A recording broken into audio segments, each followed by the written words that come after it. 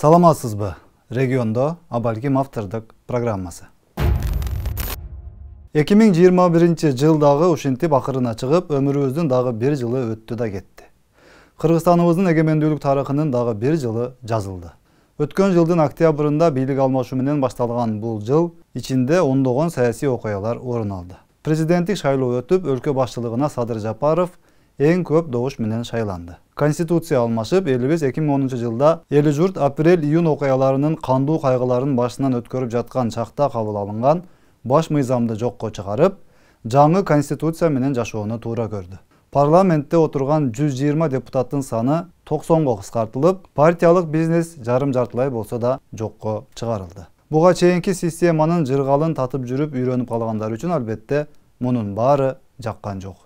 Башынан эле президент Жапаров жасап жаткан ар бир иштин тетири жагын айтып, кылдан кыйкым издеп, элдин башын айлантууга аракеттер болуп, көрбөгөндөй күчтүү темпте жүрүп отурду жана бүгүн деле ошол аракеттер уланууда.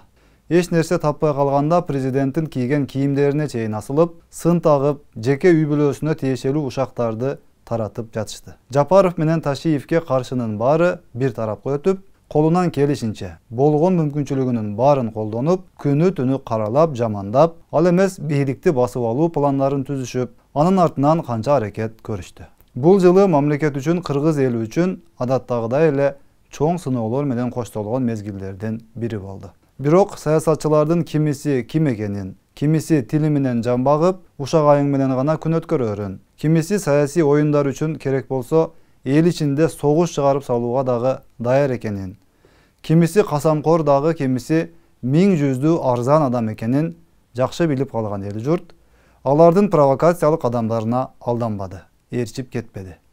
Мындайча айтканда, бул амалкөйлөрдүн жалганына кыргыз эли эми ишенбей, алардын колуна курал болуп берүү менен мамлекетти талкалап жок кылууга себепкер болуп калып жатканын түшүнүп жеткени байкалды. Анткени максаттар эки башка болчу. Бул бузукуларга бийлик керек болсо, кыргыз элине Кыргызстан керек. Тынчтык жолунда өнүгүүгө жол алган мамлекет керек болду. Бул жыл ичинде тилекке каршы Баткенде Тажикстан тараптан куралдуу агрессия орун алып, 36 бир тууганыбыздан, мекендешибизден айрылып калдык. Көрүлгөн аскердик чаралар окуянын андан ары өрчүп, чоң согушка айланып кетүүсүнүн алдын алды. Бирок баары бир жүрөгүбүздө күйүт, мындай кадамга барган коңшу өлкөгө болгон өзгөчө сезимибиз албетте көкүрөктө турганы талашсыз. Акыркы ондогон жылдар аралыгында кыргыз эли ичара бири-бирибиз менен талашып тартышып жүрүп отуруп, бир уч кишилер байып, жыргап, бийликти ээлеп жатып алып, билгенин кылып жүрүп, же бир күчтүү армиябыз, же бир күчтүү медицинабыз, же бир күчтүү экономикабыз, же бир күчтүү улуттук идеологиябыз жок калганыбызды өз көзүбүз менен көрдүк. Отурсак турсак саясат деп жүрүп, мамлекетибизди өтө оор акыбалга алып келип коюшканын түшүнүп жеттик сыяга. Армияны күчтөндүрүү зарылчылыгынан улам, быйыл мамлекетибиз биринчи жолу өзүнүн акчасына заманбап аскердик техникаларды, курал жарактарды сатып алганына күбө болдук. Жарытылуу бир тиг учагы калбаган өлкөбүзгө быйыл Туркиядан Байрактар аттуу учкучсуз аскердик учуучу комплекстерин сатып алып, чек араны коргоо үчүн колдоно баштадык. Тажикстан менен чек ара маселеси чечилмейинче ортодогу жүк ташуу, контрабанда, элдердин карым-катнашы Кыргызстан тарабынан токтотулуп, бул чечим учурда коңшуларыбызда саясий социалдык абалга олуттуу таасир тийгизип жатканы байкалып турат. Абалды кайрадан жөнгө салуу үчүн тажик тараптан акыркы кездери чек ара тилкелеринде кезектеги атайын провокациялык иш-аракеттер жасалып жатканына баарыбыз күбө болуудабыз. Бул аракеттердин чоо жайы бир тараптуу блокадада калган өлкөнүн ички абалы жакшы эместигинен кабар берет.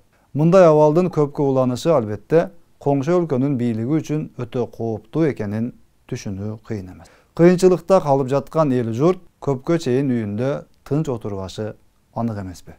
Демек, чек арадагы чектөөлөр боюнча убакыт кимдин пайдасына жана кимдин зыянына иштеп жатканы түшүнүктүү. Ал эми өзүбүздүн ичибиздеги саясий кырдаал болсо, бийлик талашууга гана негизделип, баягы эле бийлик үчүн жулкунуп көнгөндөр ачык түрдө дагы көшөгө артында туруп алып дагы өзүнүн саясий оюндарын жүргүзүп жатышат. Bir yıl boyu Prezident Sadır Japarov менен генерал-лейтенант Камчыбек Ташиевдин ортосуна от жага албай жүрүп өтүштү. Арасында ойду тоону сүйлөй берсем боло берет дегендеринин айрымдары камакка алынып, мыйзам чегинде жооп бере баштаса, бийликке тойгой келе жаткан кээ бирлери 2010 жылдагы кандуу окуяларга жооп берүү алдында турат. Интернет тармактарынын жарымынан көбүн ээлеп алган булардын фейктери дагы акыры чарчады көрүнөт. Биринсерин гана акылы тайкы адамдын сөзүн жазып, элди адаштырууга дагы эле аракет кылгандары болбосо, дээрлик көпчүлүгү көрүнбөй калышты. Бул деген сөз ушунча убакыттан бери соц тармактарда ушак таратып жаткандардын дээрлик баарынын күлүчү, башкарылуучу точкасы бир жерде экенин айгинелейт. Москвада бир-эки өзүн ырчы сезгендер тууралууга сөз айтуунун деле кажети жок. Мал ээсин тартпаса арам өлөт деген сөз бекеринен айтылган эмес да. Интернетте отуруп алып эле ойду тоону сүйлөй берсем, абийирим көтөрүлүп, бийлик мени камап, анан түрмөдөн ары президент боломун деп пландаштырган жаштарыбыз да жок эмес. Кыргыз саясаты дүйнөнүн кайсыл гана жерлерин баспады. Ыйык Кабатуллахта да кыргыз саясаты, Москвада да кыргыз саясаты, Вашингтондо дагы кыргыз саясаты, Пекинде дагы ошол. Бул жылы кыргыз элине кайтарылган кунтөр дагы саясат, көмүр дагы саясат, вакцина дагы саясат, электр энергиясы дагы саясат, тойлор дагы саясат, баталар дагы саясат. Акылыбыз жеткенибиз дагы, жетпегенибиз дагы саясат деп жүрүп, өзүбүздү караганга убакыт таппай калдык өңдөнөт. Эми саясатты бир четке коюп, экономика менен алектенип, миграцияда жүргөн мекендештерибизди Кыргызстанга алып келип, бир берилүүчү өмүрдү өз үйүндө, өзүнүн жакындары менен ток, бакубат жашоо, тынч өлкөдө бактылуу өмүр кечире турган шартты түзүүгө киришпесек болбойт. Ар кайсыл саясатчынды ээрчип, бөлүнүп, жарылып жүрө берсек, биздин өлкөнү сырттан бирөө келип оңдоп түзөп бербеши анык.